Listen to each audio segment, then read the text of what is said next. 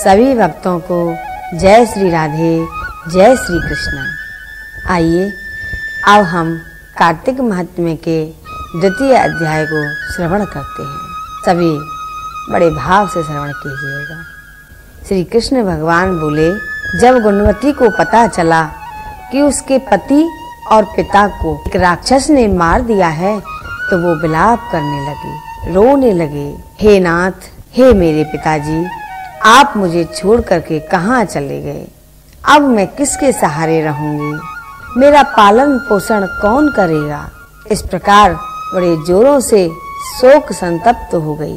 तुम्हारे बिना अब मैं कैसे रहूंगी, कहाँ रहूंगी? मैं तो काम काज में भी इतनी चतुर नहीं हूँ। मैं अनाथ हो गई हूँ। मेरे ऊपर विधाता का कोप हुआ है। मैं कहाँ जाऊँ, मैं क्या करूँ? ऐसा वो विलाप करने लगी। कहते कहते वो पृथ्वी पर पछाड़ खा करके गिर पड़ी। कुछ देर बाद जब उसे होश आया तो एकदम शोक संतप्त हो गई। मैं क्या करूं? उसने अपने घर के जितने भी सामान थे सब बेच दिए और बेचने के बाद जो पैसे उसके पास आए उन पैसों से उसने अपने पिता और पति की बड़ी सावधानी पूर्वक क्रिया करने के बाद फिर उसी शहर में वह शांति के साथ में अपना जीवन यापन करने लगे। कार्तिक मास के एकादशी हैं और जो अन्य व्रत हैं उनको भी वो विधि विधान से वहीं पर रह करके करने लगे। हे कांते, ये दोनों व्रत मुझे अत्यंत प्यारे हैं। इनको करने से धन धान्य की प्राप्ति होती है, पुत्र पौत्रादि की प्राप्ति होती है। कार्तिक मास के तुला राशि के समय सूर्य के आगमन पर प्रातः काल ब्रह्म मुहूर्त में जो स्नान करे तो वह चाहे महापापी ही क्यों ना हो, मुक्त हो जाता है। जो मनुष्य स्नान, जागरण, दीपदान और तुलसी की पूजा करते हैं उन्हें उसका बहुत पुण्य फल मिलता है।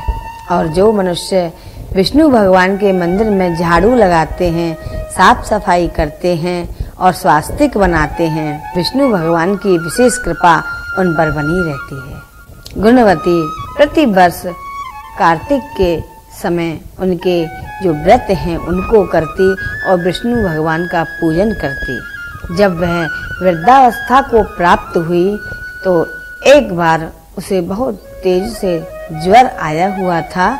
उसी समय वह गंगा स्नान करने के लिए गई। गंगा जी का जो जल था वो बहुत शीतल था।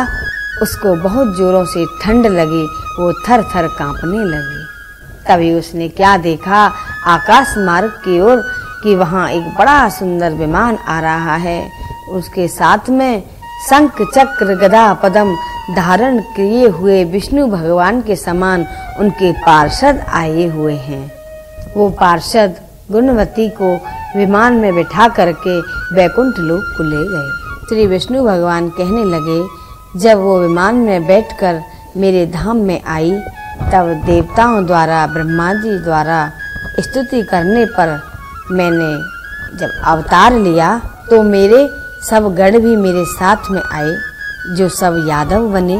हे कामनी, तुम्हारे जो पिता थे देव शर्मा वो इस जन्म में महाराज सत्राजित बने और तुम्हारे जो पति थे चंद्र शर्मा वो अक्रूर बने।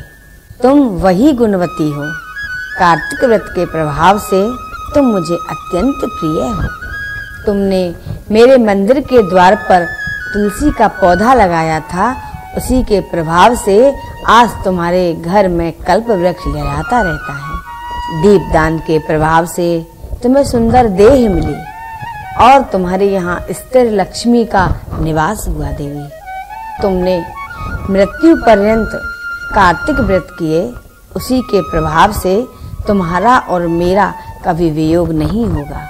जो व्यक्ति कार्तिक व्रत करेंगे वो तुम्हारे समान ही मुझे प्रिय होंगे। सूजी महाराज कहने लगे, प्रभु श्री कृष्ण से सत्यभामा जी ने जब अपना पूर्व वृत्तांत सुना तो अत्यंत प्रसन्न हो गईं और भगवान को नमस्कार किया। कार्तिक महात्म्य के द्वितीय अध्याय का यहाँ पर विराम होता है। कार्तिक महात्म्य के द्वितीय अध्याय का यहाँ विराम होता है। सभी भक्तों को जय श्री राधे, जय श्री कृष्ण। बोलो दामोदर भगवान की जय।